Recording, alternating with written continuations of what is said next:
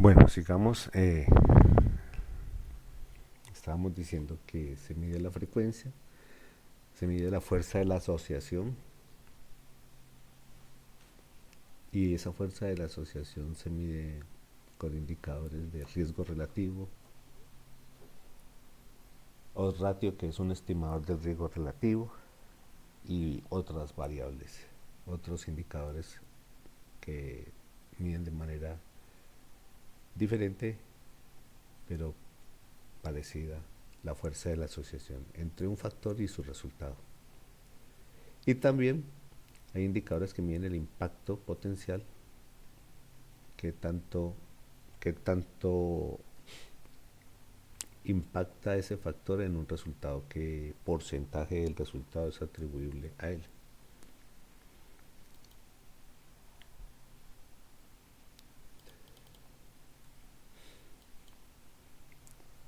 También se miden frecuencias epidemiológicas específicas. La frecuencia es un concepto estadístico. En epidemiología se apoya, la epidemiología se apoya en la estadística. Uno de los que me van a escuchar, si no es que ya los han escuchado, es la prevalencia. Es una proporción que expresa la frecuencia con la que se presenta en un momento dado, en un espacio de tiempo dado, una enfermedad o un evento de interés. Mide la magnitud del problema. Entonces, prevalencia puntual.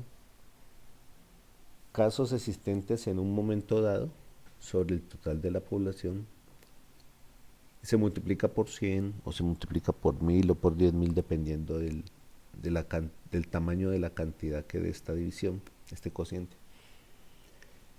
Yo creo que han de pronto escuchado prevalencia de diabetes, prevalencia de hipertensión, prevalencia de patologías cardíacas, que viene a ser algo así como el porcentaje de la población que están enfermos de esa patología. Contrario a lo que es incidencia, que mide algo parecido pero un poquito diferente, porque la incidencia solamente tiene en cuenta los casos nuevos en un periodo de tiempo. Estos casos nuevos se detectan por estudios de seguimiento, estudios clínicos, o también se observan casos nuevos de personas por los reportes de vigilancia epidemiológica. Aquí hago un comercial porque vamos a tener una clase completa de vigilancia epidemiológica.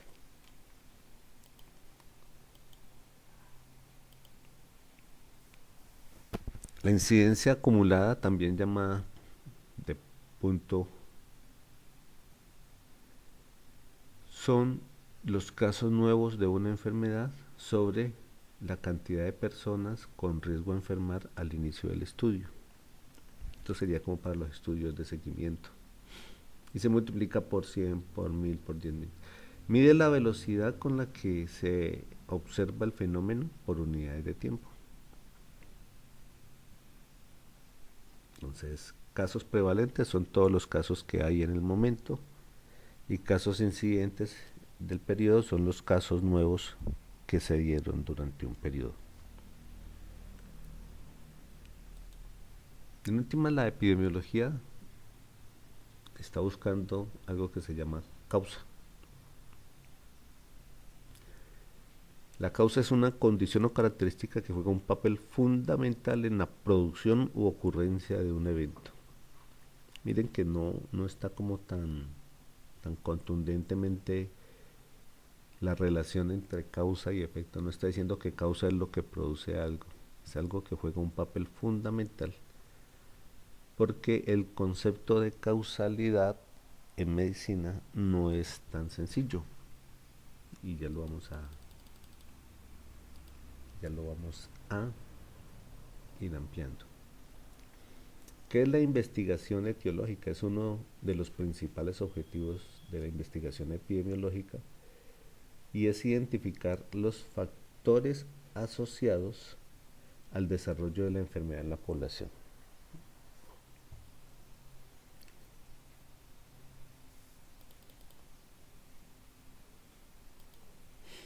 La investigación etiológica investiga la asociación causal que presentan factores de riesgo para el desarrollo de la enfermedad.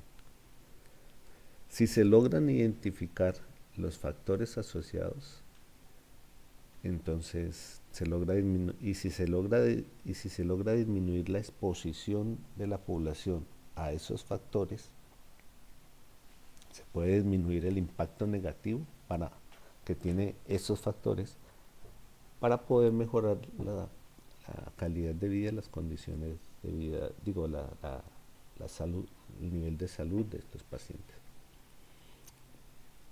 Vamos a ver más adelante que hay factores de riesgo y hay factores protectores, hay factores que son deseables a los que se exponga la comunidad, como son las medidas de prevención. ¿Qué es relación causal?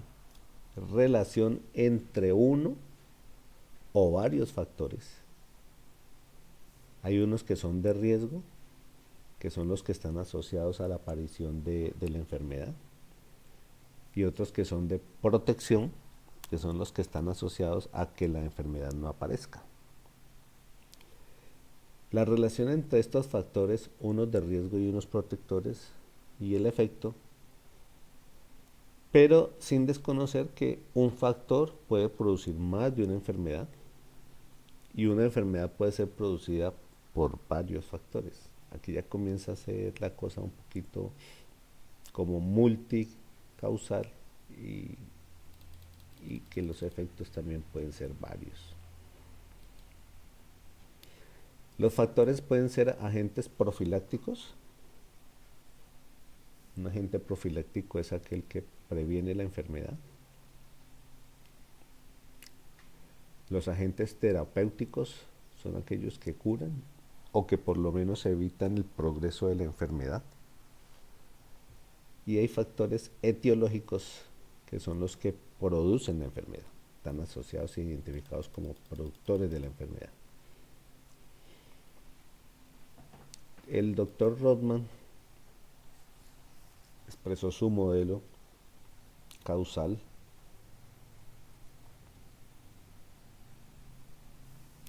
y plasmó algo muy interesante. Dijo que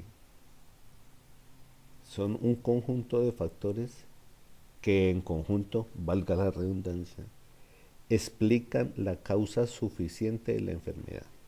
Causa suficiente es aquello que con eso ya no necesita nada más para producir la enfermedad. Todos son causas. Cuando algún factor está ausente, la combinación de otros puede producir el efecto. Aunque pueden haber unas causas más fuertes que otras, o sea que son más asociadas estadísticamente a la producción de la enfermedad.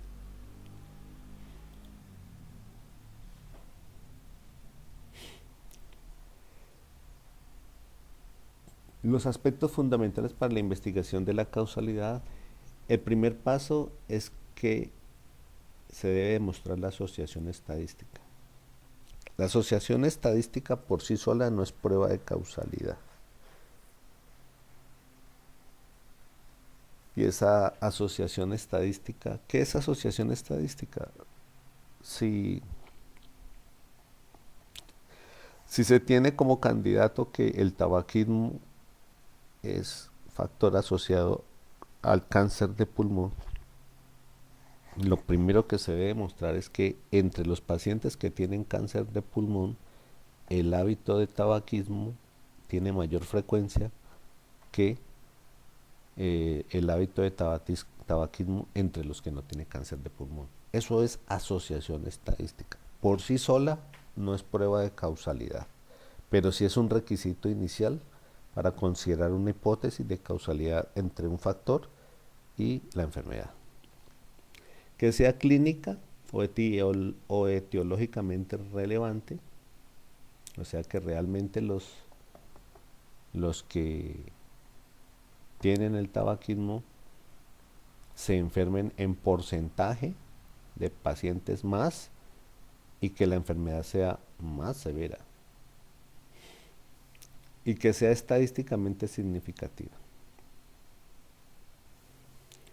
Posteriormente se controlan los sesgos debidos al azar, ya vamos a ver qué es sesgo, a la información y a la confusión.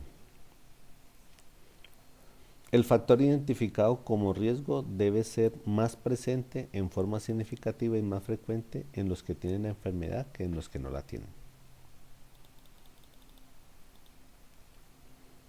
Otro aspecto es que el factor identificado como protector debe tener un comportamiento estadístico contrario al que acabamos de describir. Debe ser menos presente en forma significativa, menos frecuente en los que tienen la enfermedad que en los que no la tienen. O sea, tiene un comportamiento estadístico inverso al del factor causal. Y este es el factor de riesgo y este se denomina protector. Ahora, si el factor que se está estudiando no modifica la presencia de la enfermedad en los pacientes, pues no se puede considerar causal, de hecho sería un factor no asociado.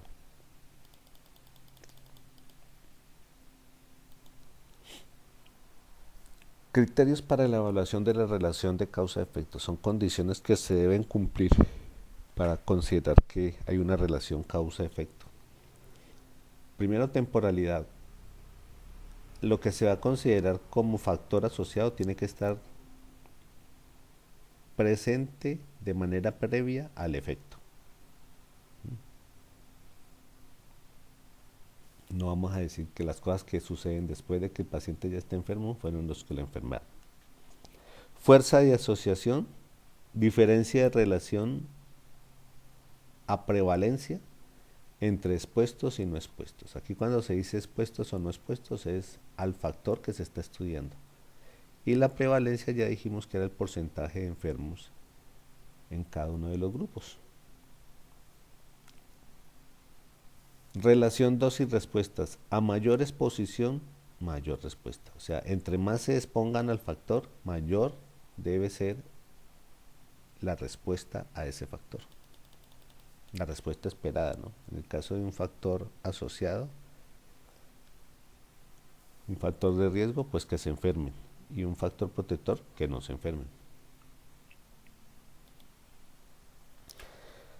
Criterios para la evaluación de la relación causa-efecto. Consistencia, que se pueda reproducir en varios estudios con diversos grupos de investigadores y en diversas poblaciones. Eso ya va dándole más validez a las hipótesis y a los resultados de la investigación. Especificidad. Esto solamente es válido para las enfermedades, sobre todo infecciosas. Una sola exposición genera un solo efecto. Por ejemplo, el bacilo de la tuberculosis produce tuberculosis y no más. Pero esto no es válido para todas las enfermedades. Plausibilidad. Concordancia con la información existente. Estoy hablando en términos de investigación, que no va a contradecir todo lo que se sabe ya de la humanidad hacia atrás de cierta agente, de cierta enfermedad. Evidencia experimental que fue demostrada en condiciones controladas. Esto no se logra siempre. Esto solamente se logra cuando se pueden montar experimentos médicos, científicos, ensayos clínicos. Pero cuando esto se logra, pues es una prueba muy contundente de causalidad. ¿Cuáles son uno de los obstáculos para lograr hacer investigación etiológica? Los sesgos. Los sesgos son errores repetidos que no se deben al azar. Aquí se los he resaltado en azul. ¿Por qué es un error? Es una diferencia entre la información o a lo real y lo observado. ¿Por qué se es repetido? Porque no estamos hablando de un solo error en un solo dato. Eso obviamente es un error, pero no se consideraría un sesgo. Un sesgo es un error que permea toda la investigación, todos los datos o gran parte de ellos, y que no se debe al azar, sino que obedece a una mala construcción del diseño de investigación. Los principales sesgos son el sesgo de selección, cuando las personas que forman parte del estudio no son representativos de toda la población a la que se quiere impactar, a la que se quiere evaluar. El riesgo de respuesta, cuando, cuando las preguntas que se le hacen a las personas no tienen la respuesta válida, real. Y esto no recoge las personas que mienten, pero también recogen algunos problemas porque en algunos estudios se les pregunta a las personas por lo que han vivido años atrás. Entonces también se olvidan o ya no recuerdan con exactitud esas situaciones y muchos otros conjuntos. Generalmente también esto está asociado en algunas partes los van a encontrar como riesgo de información. Los sesgos relacionados con el observador, con la persona que está tomando los datos, con el investigador, están relacionados con la subjetividad de la persona. A veces cuando se monta un estudio, como hay unas hipótesis ya planteadas, pues, se trata de, subjetivamente, somos seres humanos de querer demostrar lo que ya se planteó. Y eso es de las cosas que más se evalúan cuando se están evaluando investigaciones epidemiológicas, cómo se manejó el tema de la subjetividad, y hay técnicas, sobre todo en los ensayos clínicos, en los experimentos, para tratar de garantizar que este tipo de sesgos no minen la investigación y la información que se está dando de él. La falacia ecológica es otro tipo de sesgo, es pensar que si yo estoy en una población donde eh, el 2% de los pacientes fallecen, pues yo tengo la probabilidad de un 2% de fallecer.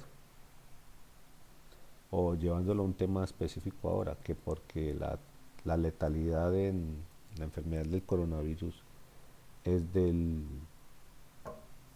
4% más o menos está. Entonces, si yo me enfermo de coronavirus, tengo un 4% de probabilidad de morir. No porque pues la mayoría de las letalidades se dan en edades avanzadas y yo aún me faltan unos añitos. Esa es más o menos la falacia ecológica, la aplicación de los porcentajes de lo que ocurre en una comunidad como probabilidad para que yo, Miguelito, que estoy inmerso en esa comunidad, me pase eso. Hay un sesgo que a mí me gusta tener muy pendiente porque yo trabajo en un hospital, en una IPS, y entonces se consideran, hay veces que toman datos del hospital, los caracterizan y dicen que llegan a conclusiones como que, por decir algo, que el 40, el 60, el 50% de los pacientes tienen diabetes, y entonces quieren extrapolar esa estimación de esa prevalencia a toda la comunidad. Entonces ahí hay un error porque no toda la comunidad asiste al hospital, o al menos en ese año, y mucho menos en nuestra ciudad, donde los hospitales están como, primero que todo, distribuidos geográficamente, sus poblaciones, y segundo, por régimen. Entonces lo que les quiero resumir es que la población que asiste a mi querido San Juan pues no es representativa de todo Cali. Y un sesgo que es bien difícil de controlar, de identificar, que es el sesgo de confusión. El sesgo de confusión es el que tiene en cuenta, nace del hecho de que nosotros como seres humanos somos unos sistemas complejos, donde lo que nos sucede, ya sea enfermedad, salud o cualquier otra circunstancia, pues por ser un sistema muy complejo, puede ser el resultado de muchos factores, la multicausalidad. Un ejemplo es la asociación que alguna vez se hizo entre alcoholismo, el consumo de alcohol, y el cáncer de pulmón. Entonces se empezó a dar la hipótesis de que el consumo de alcohol producía cáncer de pulmón. Pero lo que sucedía era que el consumo de alcohol estaba asociado al verdadero factor causal, que es el hábito de fumar. Entonces, como estos dos están asociados, cuando se trata de evaluar la asociación de consumo de alcohol con cáncer de pulmón, pues se encuentra un nivel de asociación significativo. Similar pasa entre la cafeína y el consumo y el tabaquismo. Entonces puede terminarse pensando que el consumo de alcohol es un factor etiológico causante del cáncer de pulmón y no lo es. Estos son grupos de sesgos. Hay un documento donde están descritos casi todos los sesgos que se han podido encontrar, pero pues es de lo que más se tiene que cuidar las investigaciones médicas al momento de ir a evaluar etiología, en la identificación de factores asociados, factores causales, factores profilácticos, etcétera, etcétera, etcétera. Por eso no es fácil hacer investigación en medicina. Y las evaluaciones de los artículos tienen que ser muy rigurosas para poder detectar estas y otras falencias que pueden llegar a tener. Pero ¿por qué tomarse la molestia a la humanidad de investigar causalidad? Primero que todo, si no fuera así, no sería posible realizar prevención primaria. Si no se conocen las causas de las enfermedades, ¿qué le vas a ir a decir tú como enfermero o enfermera, como fisioterapeuta a, a los pacientes? No, no sería posible hacer prevención primaria. Tampoco podría ser prevención secundaria ni terciaria sin conocer el papel exacto de cada factor pronóstico en el impacto de las intervenciones clínicas o en el resultado de la enfermedad. Además que el conocimiento de la causalidad permite implementar estrategias de prevención y tratamiento de la enfermedad en la población. Y el conocimiento de los factores pues, nos permite aplicarlos, realizar intervenciones para que se puedan modificar.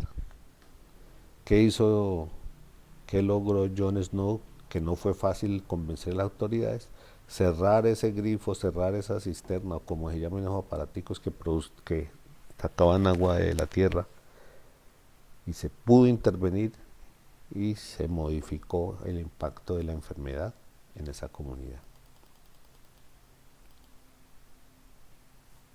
¿Cómo estudia la epidemiología este tema de la etiología, de la causa, de los factores asociados? Con con estudios epidemiológicos.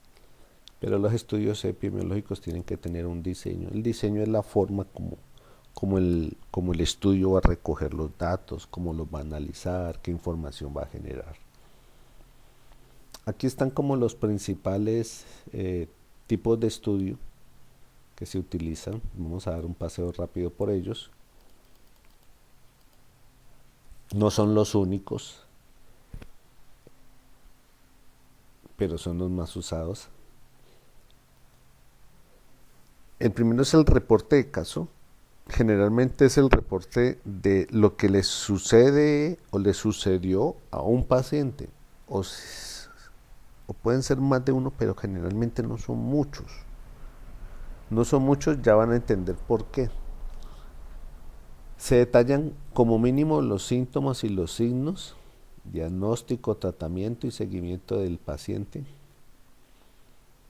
Son útiles para identificar nuevas patologías o variantes de las ya conocidas. Por eso no son estudios con gran cantidad de pacientes, porque es algo que un médico, que un profesional de la salud detecta, ya sea con un paciente o con una reacción inesperada a un medicamento, o con lo que le sucede a un enfermero con un, con un equipo, un material para lograr una ventana permeable en el paciente.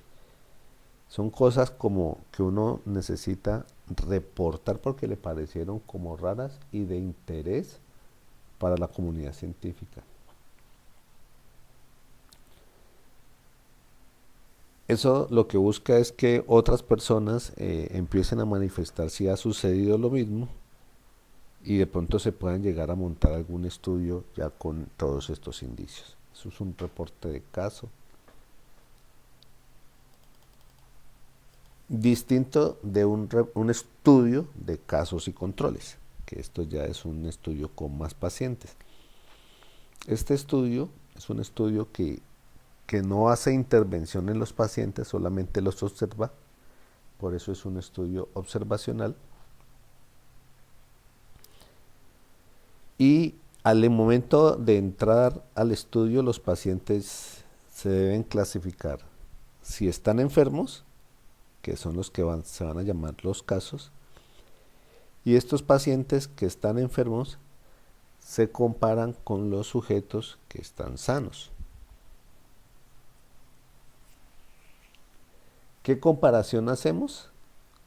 Como ya tenemos una hipótesis de que hay un factor asociado a la enfermedad, comenzamos a ver qué porcentaje de pacientes enfermos estuvieron expuestos a ese factor y qué pacientes que no están enfermos estuvieron expuestos al mismo factor. Eso se llama prevalencia de exposición. Y esa prevalencia de exposición se compara. Se espera que si un factor es considerado etiológico, un factor que está asociado a que aparezca la enfermedad, pues en el caso, en los pacientes llamados casos, los que están enfermos, la prevalencia de exposición a ese factor debe ser mayor que en los sanos, que son los que llamamos controles. Y si el factor es protector, o sea, el factor ayuda a que no aparezca la enfermedad, pues va a ser al contrario, que la prevalencia sea mayor en los controles que en los casos. Ese es el resumen de lo que es un casos y controles. Eso tiene una matemática, una estadística bien interesante ahí, interpretación. Son estudios que no implican ir a hacer una intervención al paciente, ni siquiera algunas veces ni verlo, sino con simplemente revisar historias clínicas, lo cual indica que podemos tener sesgo de información en caso de que las historias clínicas no estén bien diligenciadas, como algunas veces, por no decir que muchas sucede, y eso es un estudio de casos y controles. Y el de cohortes, el estudio de cohortes es un estudio parecido, pero en sentido inverso. El estudio de casos y controles es retrospectivo. Clasificamos sanos y enfermos y observamos en la historia clínica o en la historia del paciente de su vida a qué estuvo expuesto y a qué no estuvo expuesto. En el caso de cohortes, los pacientes se clasifican no si están enfermos o no están enfermos. De hecho, aquí todos arrancan suponiéndose que no están enfermos, pero aquí se clasifican es si estuvieron expuestos o si no estuvieron expuestos al factor que se está averiguando. Y se le empieza a hacer seguimiento a los pacientes, tanto a los que estuvieron expuestos como a los que no estuvieron expuestos, para ver en qué momento aparece la enfermedad. El estudio de cohortes es retrospectivo, el estudio de casos y controles es retrospectivo, el de cohortes es prospectivo.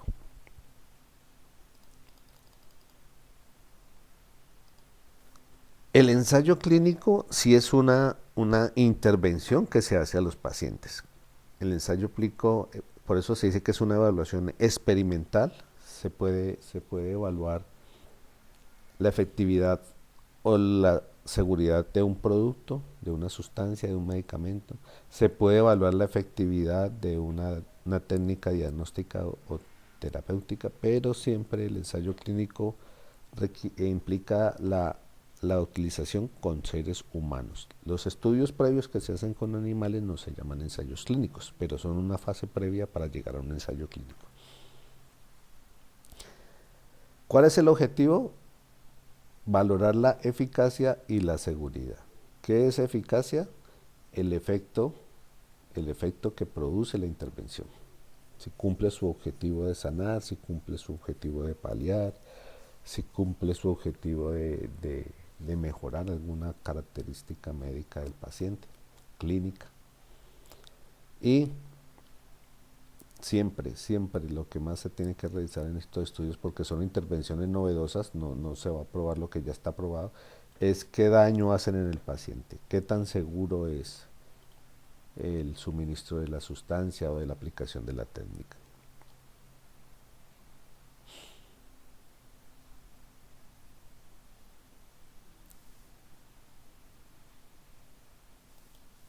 Un estudio ecológico es un estudio epidemiológico, pero a diferencia de los otros tipos de estudios que hemos visto, donde las unidades experimentales eran personas, en el estudio ecológico no se estudian personas, sino grupos de personas y no se analiza persona por persona. Se basa en la población. Las poblaciones son la unidad de estudio. No se tiene identificado lo que está pasando con cada paciente, pero se observa la frecuencia de los grupos donde se expone más. Por decir algo, se comparan los niveles de las prevalencias o las incidencias de enfermedades respiratorias en una ciudad con las de otra ciudad, cuando en una ciudad tienen menos niveles de polución y de contaminación ambiental. Ahí no se sabe qué está pasando con cada persona, sino que ya se tienen los datos estadísticos de prevalencia de las enfermedades y los indicadores de calidad del aire. Esto es un estudio ecológico. Y no tiene que ver solamente con la ecología y el medio ambiente, no, así se llama el estudio epidemiológico de esas características. Se me olvida decirles que el ensayo clínico, por encima del estudio de cohortes y por encima del estudio de casos y controles, tiene mucha credibilidad, mucha aceptación para demostrar que algo está etiológicamente asociado, o sea, está asociado como una de las causas de un desenlace. Porque en su diseño se permite controlar más los sesgos que en los otros diseños y por otras características que de pronto no tenemos tiempo de mencionar ahora. Pues si el ensayo clínico es un diseño muy robusto para describir causalidad, ¿qué diremos del metaanálisis? Que el metaanálisis es una recolección, una colección amplia de análisis de resultados individuales con el fin de integrar los hallazgos. Por lo general, cuando se lleva mucho tiempo analizando una patología, una enfermedad, un resultado en la comunidad, se cuentan con muchos estudios. Muchas personas, muchos investigadores, muchas instituciones a nivel mundial tratando de encontrar las asociaciones, los factores asociados. Entonces, allá desde principios del siglo XX, el primero que habló de eso fue Carl Pearson. ¿En qué consiste el metaanálisis? En una estrategia para sintetizar y evaluar críticamente los hallazgos que se refieren a la misma pregunta de investigación. En este estudio las unidades no son pacientes, sino que en este estudio las unidades de experimentación son estudios ya realizados sobre un determinado tema. Y el resultado final es una síntesis. Esto logra resolver los problemas que a veces hay en los ensayos clínicos, sobre todo, que los tamaños de muestras son relativamente pequeños.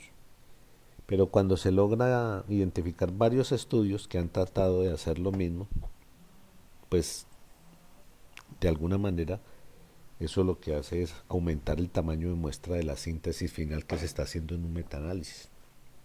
Pero eso implica un trabajo el tenaz de revisar todos esos artículos, de verificar si son homogéneos, si se pueden revolver peras con manzanas, de evaluar los sesgos que se cometieron en cada estudio, los factores de confusión, los errores.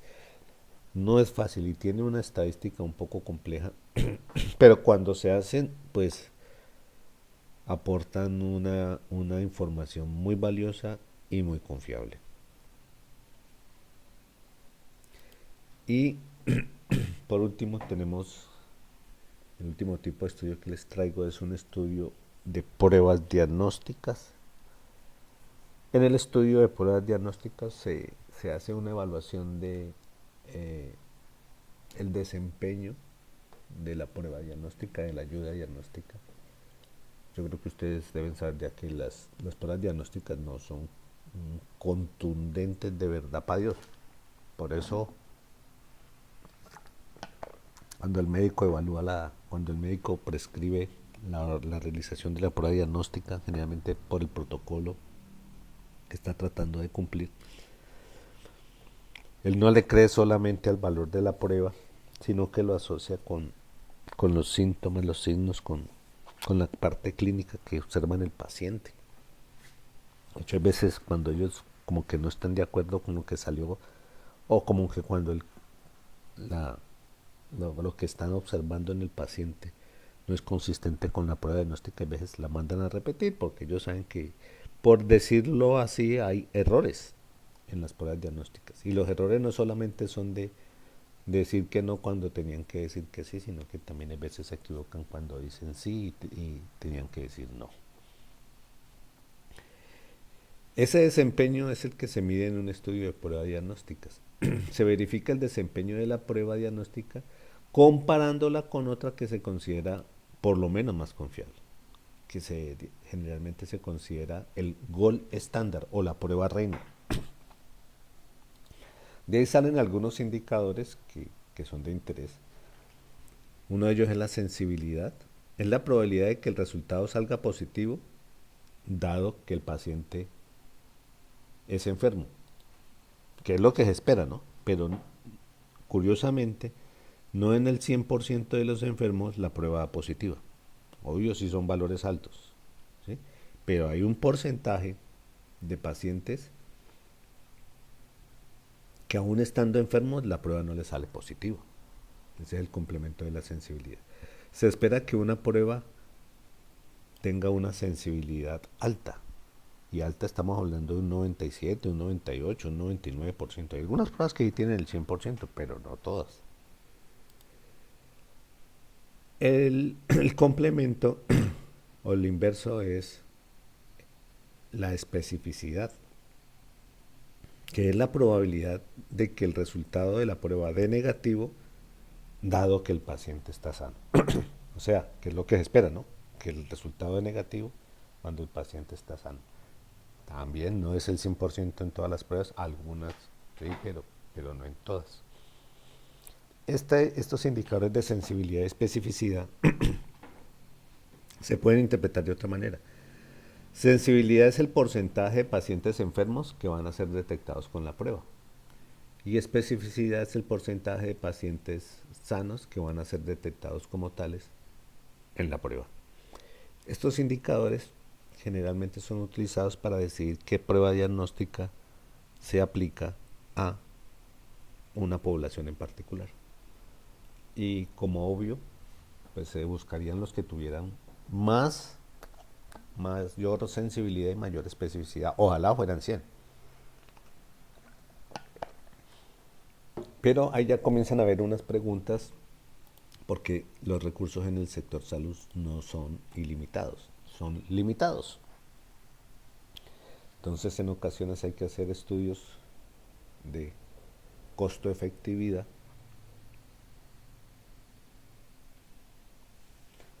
para, para poder decidir cuál es la prueba que el sector salud va a poder pagar y que va a generar el mejor rendimiento, o sea, el mayor porcentaje de detección de pacientes sanos y enfermos. Pero hay otros indicadores muy interesantes, que son el valor predictivo positivo y el valor predictivo negativo. El valor predictivo positivo es también una probabilidad, que me faltó la P, con su permiso, es la probabilidad de que esté enfermo dado que el resultado dio positivo. Es parecido a lo de acá, pero a la inversa. Y el valor predictivo negativo es la probabilidad de que el paciente esté sano, dado que el resultado dio negativo. Como ya les dije que no eran contundentes al 100%, pues entonces también hay esto. Esta es una probabilidad que se calcula sabiendo quién está enfermo y quién está sano. Pero esto es una probabilidad que se calcula sabiendo solamente cuál fue el resultado del examen. Ahora, si un médico está recibiendo un resultado, o sea, ya se tomó el resultado y no se sabe si está enfermo o está sano, que por eso fue que mandó la prueba de ayuda diagnóstica, si está tratando de diagnosticar, pues a él no le interesan estos indicadores de sensibilidad y especificidad. A él le interesan son los valores predictivos, que no son iguales a los de allá. Bueno, no ahondo más en este estudio porque estamos dando un paseo rápido por la epidemiología. Y otro tipo de estudio es el tipo de costo-efectividad, que ya les estaba esbozando por ahí para qué sirve, para tomar decisiones en salud, para identificar técnicas de intervención médica, técnicas de cuidados de enfermería, que generen el mayor efecto, pero que eh, salgan a costo sustentable, asumible para el servicio de salud, para la institución, para el paciente. Parece un estudio muy económico, pero termina siendo un estudio epidemiológico porque es que el término de efectividad en salud no es fácil de medir.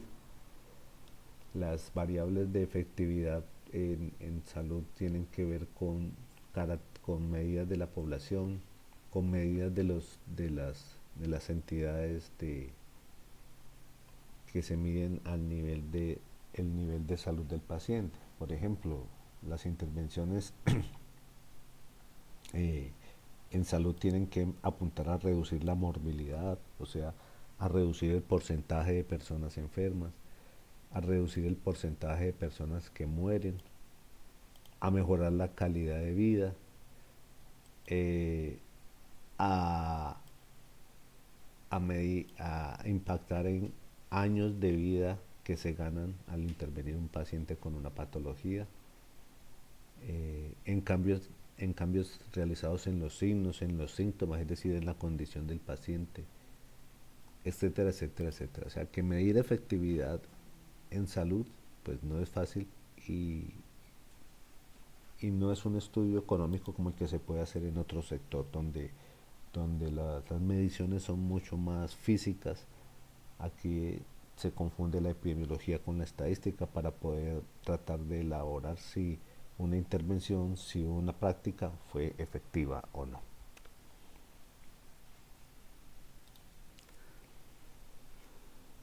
Con estos estudios se comparan intervenciones o tecnologías en salud que tienen un desenlace clínico común. Entonces, ¿qué hacemos? Comparamos ecografía de próstata con tacto rectal, qué es más efectivo, qué es menos costoso, y sus resultados se generan como una razón entre los costos y la intervención de los beneficios obtenidos en cuanto al desenlace común. Muy interesantes. Hay que saber mucho de un tema específico para meterse a hacer un estudio de costo-efectividad.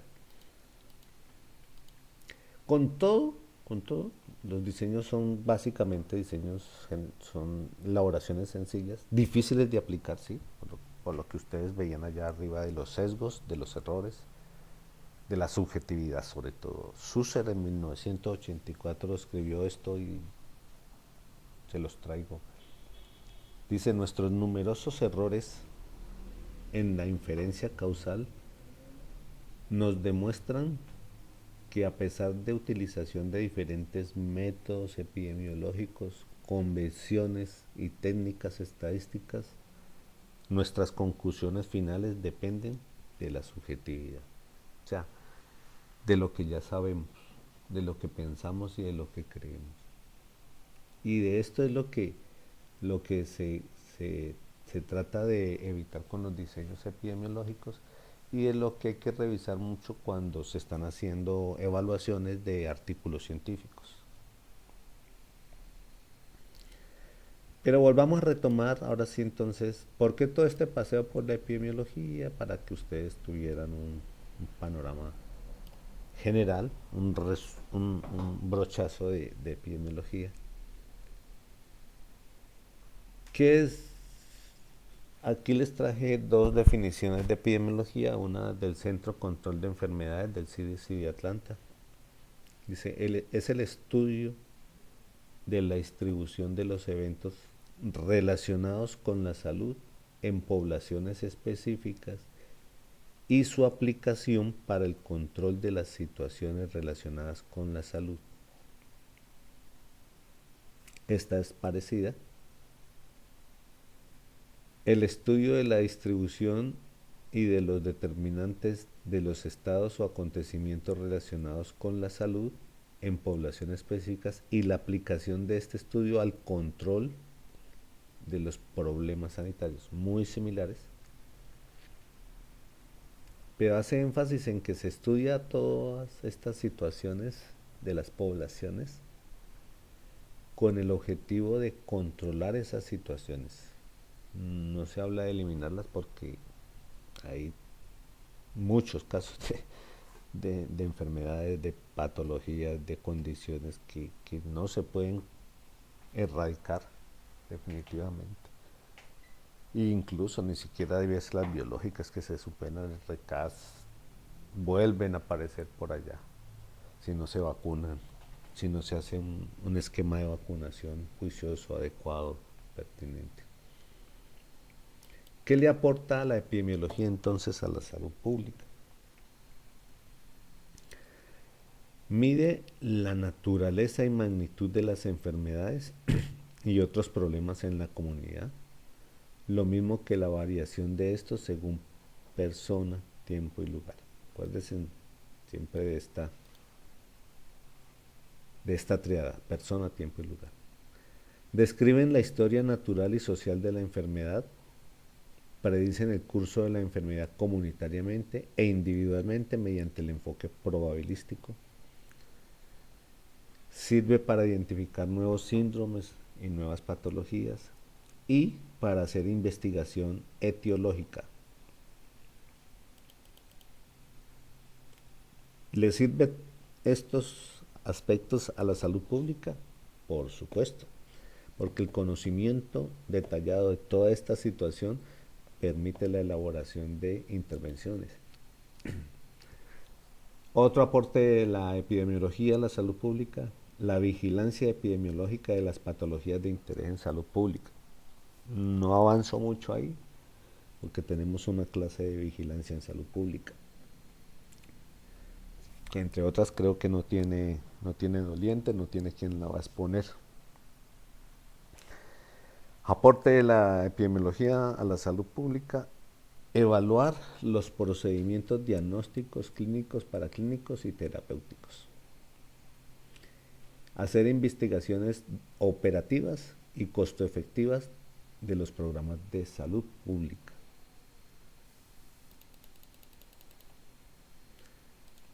Hasta ahí nuestra clase de epidemiología y salud pública. Ya vieron más o menos un brochazo de los conceptos de epidemiología. Vimos también cómo aporta la epidemiología a la salud pública. Y vamos entonces a ver nuestro indicador de logro. Aquí está nuestro indicador de logro. Dice, primera pregunta, ¿qué diferencia hay entre las medidas de prevalencia e incidencia? Segunda pregunta, ¿qué estudia la investigación etiológica? Tercero, aquí solo la definición, ¿qué es un sesgo en investigación epidemiológica? La definición de epidemiología. Y en el último punto se les pide que mencionen dos de los aportes que se describió en esta conferencia de la epidemiología a la salud pública. Solo dos de los, creo que mencionamos más. Como siempre lo van a diligenciar a mano, le van a poner el nombre, el código, el curso, lo firman y me hacen llegar la imagen, eso para registrarle la asistencia, porque como aquí estoy hablando casi que solo, pues necesito generar un listado de asistencia. Esto no es muy elaborado, no se preocupen que no se les va a evaluar